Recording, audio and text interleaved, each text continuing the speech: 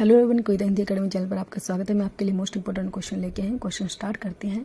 मैं नीर भरी दुख की बदली किसकी रचना है। मोस्ट इंपोर्टेंट क्वेश्चन है, पहला ही आपने इसको अच्छे से याद रखना है। ये रचना बतानी है किसकी है। मीरा भाई।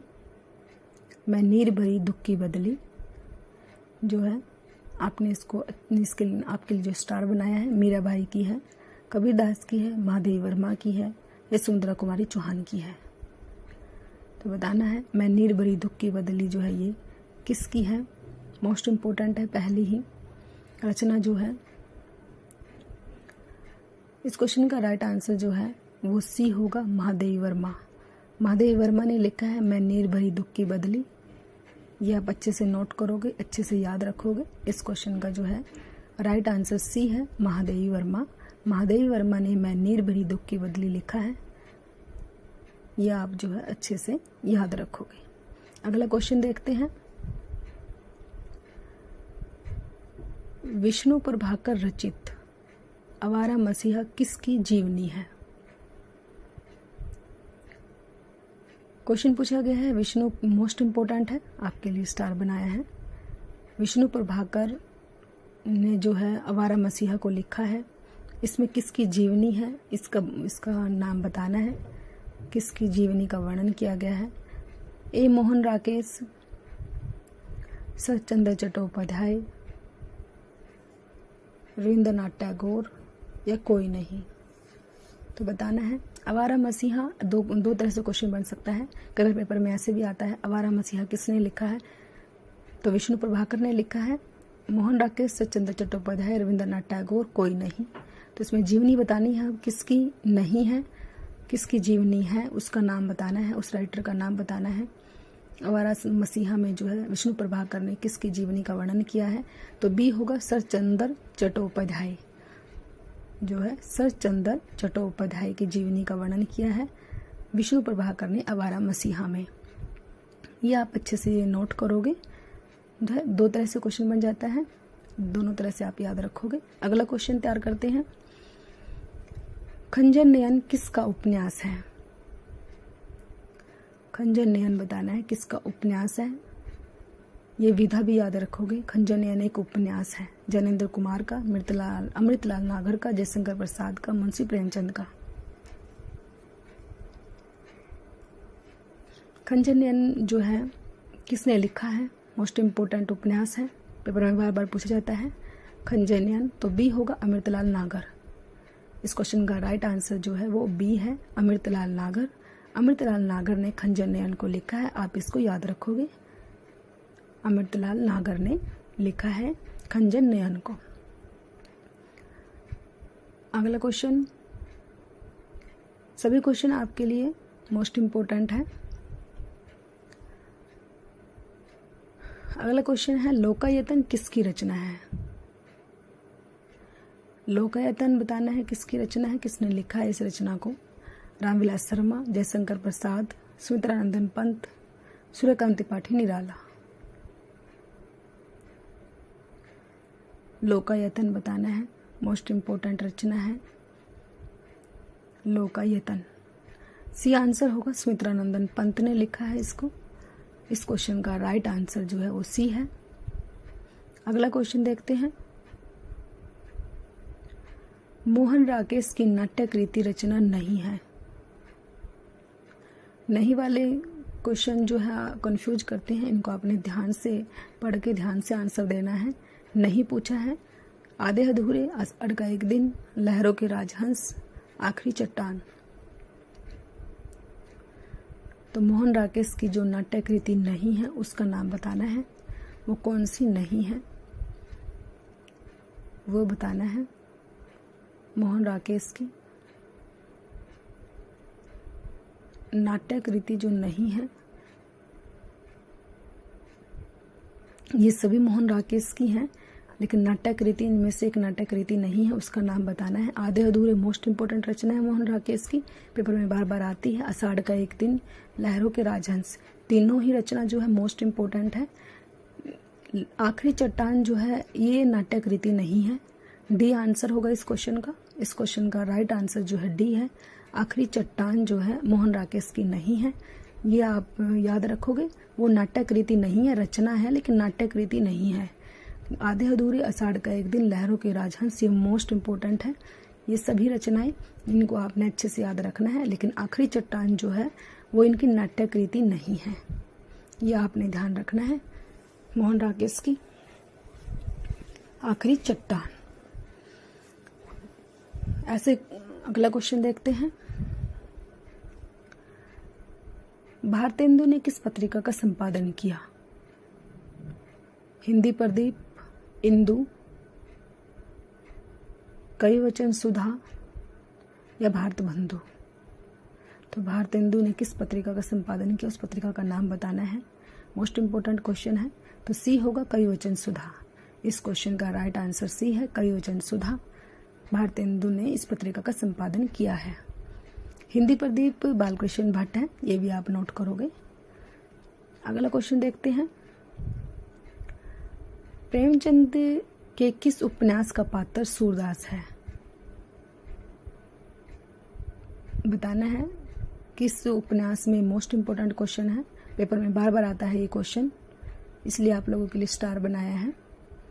प्रेमचंद के उस उपन्यास का नाम बताना है जिसमें सूरदास के का वर्णन किया है। गोदान, वरदान, रंगभूमि, प्रतिज्ञा। तो प्रेमचंद के ये जो है चारों उपन्यास जो है मोस्ट इम्पोर्टेंट है प्रेमचंद के, ये भी आपने याद रखनी है, जरूर पेपर में पूछा जाता है। इन चारों को आपने अच्छे से याद रखना है। सूरदास में प्रेमचंद ने किस उपन्यास में सूरदास का वर्णन किया है, उस उपन्यास का नाम बताना है। तो वो उस क्वेश्चन जो है उसका राइट आंसर सी है, रंगभूमि। रंगभूमि में जो है प्रेमचंद ने सूरदास पात्र का वर्णन किया है। ये आप अच्छे से याद रखोगे, अच्छे से नोट करोगे, आपके लिए जो है मोस्ट इम्पोर्टेंट है ये क्वेश्चन। गोदान जो है इनका अंतिम उपन्यास है, ये भी आप याद रखोगे। अगला क्वेश्चन देखते हैं। कौन सी रचना भारतेंदु हरिश्चंद्र की नहीं है? नहीं बताना है कौन सी नहीं है। 3 है भारतेंदु हरिश्चंद्र की, लेकिन एक जो है वो नहीं है, वो अपने याद रखनी है। भारत जननी, भारत दुर्दशा, अंधेर नगरी, अंधा युग। आपकी जो है 3 रचनाएं तैयार हो जाती हैं एक राइटर की, भारतेंदु हरिश्चंद्र की। अब 3 सही है, भारत जननी सही है उनकी, भारत दुर्दशा भी उन्हीं की है, अंधेर नगरी भी उन्हीं की है। तीनों रचनाएं जो है भारतेंदु हरिश्चंद्र की है। लेकिन क्वेश्चन डी जो है अंधा युग, अंधा युग नहीं है भारतेंदु हरिश्चंद्र की, ये आप याद रखोगे। ये अंधा युग जो है वो धर्मवीर भारती की है, नोट करोगे आप। अंधा युग किसकी है? धर्मवीर भारती की है। डी, इस क्वेश्चन का राइट आंसर डी होगा, अंधा युग। अंधा युग जो है ए बी सी ये तीनों जो है भारतेंदु हरिश्चंद्र की हैं, और तीनों रचनाएं मोस्ट इंपोर्टेंट है, पेपर में बार बार पूछ जाती हैं। आप ऐसे आपकी जो है 3 रचनाएं तैयार हो जाती हैं। आपने तीनों को अच्छे से ध्यान से याद रखना है। और अंधा युग जो है मैंने आपको नोट करवाया है, अंधा युग जो है धर्मवीर भारती की है। अगला क्वेश्चन देखते हैं। चीड़ों पर चांदनी किसका यात्रा वृत्तांत है? चीड़ों पर चांदनी आपने ए निर्मल वर्मा, बी राहुल संस्कृतायन, सी मोहन राकेश, डी जयशंकर प्रसाद। तो ये भी आपने ध्यान रखना है। चीड़ों पर चांदनी क्या है? एक यात्रा वृत्तांत है। ए होगा इसका राइट आंसर, निर्मल वर्मा का है, ये निर्मल वर्मा का है। चीड़ों पर चांदनी एक यात्रा वृत्तांत है। विधा भी आपने अच्छे से याद रखनी है, पेपर में विधा बार बार पूछी जाती है। तो निर्मल वर्मा की जो है ये क्वेश्चन। अगला क्वेश्चन देखते हैं। पहल राजा किसकी प्रसिद्ध कृति है? अमृतलाल नागर, जगदीश चंद्र माथुर, निर्मल वर्मा या राहुल संस्कृतायन? उस लेखक का नाम बताना है जिसकी यह कृति जो है प्रसिद्ध कृति है, पहल राजा।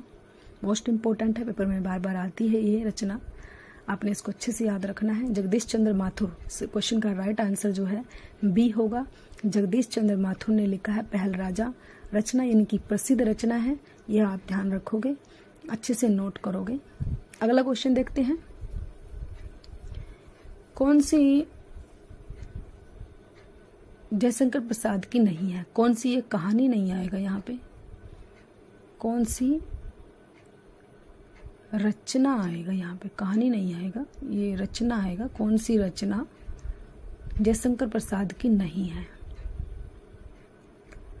3 जयशंकर प्रसाद की है, इसमें एक नहीं है। कंकाल तितली, चंद्रगुप्त, कफन। कौन सी रचना प्रसाद की नहीं पूछा है, तो 3 जो है ये ऊपर A B C तीनों, कंकाल तितली चंद्रगुप्त, ये जयशंकर प्रसाद की है, तीनों है। लेकिन D जो है कफन जो है ये जयशंकर प्रसाद की नहीं है, नहीं पूछा है हमसे, तो D नहीं है इसका। इस क्वेश्चन का राइट आंसर D है। कफन जो है वो प्रेमचंद की कहानी है, ये भी आप नोट करोगे, कफन प्रेमचंद की कहानी है। अगला क्वेश्चन देखते हैं। यशपाल की कृति नहीं है, यशपाल जी की कौन सी नहीं है? 3 यशपाल जी की है, झूठा सच, दादा कामरेड, दिव्या, तमस। यशपाल जी की जो है 3 यशपाल जी की है, एक नहीं है। नहीं वाली हमने ध्यान रखनी है, इससे आपकी 3 रचनाएं तैयार हो जाती हैं। यशपाल की जो है झूठा सच, दादा कामरेड, दिव्या, ये तीनों जो है यशपाल जी की हैं, ये आप अच्छे से याद रखोगे। लेकिन तमस जो है वो यशपाल जी की नहीं है, ये भीष्म साहनी की है, ये आप याद रखोगे। तमस जो है भीष्म साहनी ने लिखा है इस रचना को, ये भी आप नोट करोगे। इस क्वेश्चन का राइट आंसर D है, तमस यशपाल जी की कृति नहीं है। तमस जो है वो भीष्म साहनी की है। चारों रचनाएं मोस्ट इंपोर्टेंट है, पेपर में बार बार पूछी जाती है, आपने चारों को ही अच्छे से ध्यान रखना है। झूठा सच, दादा कामरेड, दिव्या, ये यशपाल की है, और तमस जो है वो भीष्म साहनी की है। सभी क्वेश्चन आपके लिए मोस्ट इंपोर्टेंट लेके आते हैं, जो आपको एक्स्ट्रा बातें बताती हैं वो आपने जरूर नोट करनी है, आपके पेपर में जरूर हेल्प होगी। आपके लिए जो है मोस्ट इंपोर्टेंट क्वेश्चन तैयार हो जाते हैं। अगला क्वेश्चन देखते हैं। पृथ्वीराज राजसू का रचना काल है आदिकाल, भक्तिकाल, रीतिकाल, आधुनिक काल। तो पृथ्वीराज राजसू का काल बताना है, किस काल में जो है पृथ्वीराज राजसू रचना लिखी गई थी, रची गई थी, उस काल का नाम बताना है। तो ए होगा आदिकाल। आदिकाल में जो है पृथ्वीराज राजसू को लिखा गया था, और पृथ्वीराज राजसू किसने लिखा था ये भी आप नोट करोगे, चंद्रबरदाई ने। चंद्रबरदाई ने जो है पृथ्वीराज राजसू को लिखा था, ये भी आप नोट करोगे। मोस्ट इंपोर्टेंट क्वेश्चन है, राजसू से संबंधित क्वेश्चन जरूर आता है, आपने इनको भी ध्यान रखना है, और ये आदिकाल में लिखा गया। अगला क्वेश्चन देखते हैं। प्रिय प्रवास, प्रिय प्रवास के रचनाकार हैं ए रामधारी सिंह दिनकर हैं, भारतेंदु हरिश्चंद्र हैं, सी अयोध्या सिंह उपाध्याय हरियोध हैं, या मैथिलीशरण गुप्त हैं। प्रिय प्रवास मोस्ट इंपोर्टेंट रचना है, पेपर में बार बार आती है। प्रिय प्रवास जो है खड़ी बोली में लिखी गई थी, ये भी आप नोट करोगे। ये अयोध्या सिंह उपाध्याय हरियोध की रचना है, सी आंसर होगा। अयोध्या सिंह उपाध्याय हरियोध की रचना है प्रिय प्रवास, और सन भी आप नोट करोगे, 1914 ईस्वी में लिखी गई थी ये खड़ी बोली में, ये भी आप नोट करोगे। अगला क्वेश्चन है। अखरावट के रचनाकार हैं, अखरावट के रचनाकार कौन है? जैसे जगन्नाथ दास रत्नाकर, कबीरदास, घनानंद, मोहम्मद जैसी। तो क्वेश्चन है अखरावट किसने लिखी है? मोस्ट इंपोर्टेंट रचना है ये भी, अखरावट पेपर में बार बार आती है। तो इस क्वेश्चन का राइट आंसर जो है वो D होगा, मलिक मोहम्मद जैसी। जैसी का पूरा नाम जो है मलिक मोहम्मद जैसी है, इन्होंने अखरावट को लिखा है। तो आपने इस क्वेश्चन को अच्छे से ध्यान से नोट करना है, मलिक मोहम्मद जैसी की है अखरावट, मोस्ट इंपोर्टेंट है, ये भी आप ध्यान रखोगे। पद्मावत भी जो है मलिक मोहम्मद जैसी की है, मोस्ट इंपोर्टेंट रचना है पद्मावत भी, वो भी आप नोट करोगे। प्लीज़ दोस्तों, अगर आपको मेरी जो है वीडियो अच्छी लगती है तो आप जो चैनल को सब्सक्राइब कीजिए, वीडियो को लाइक कीजिए।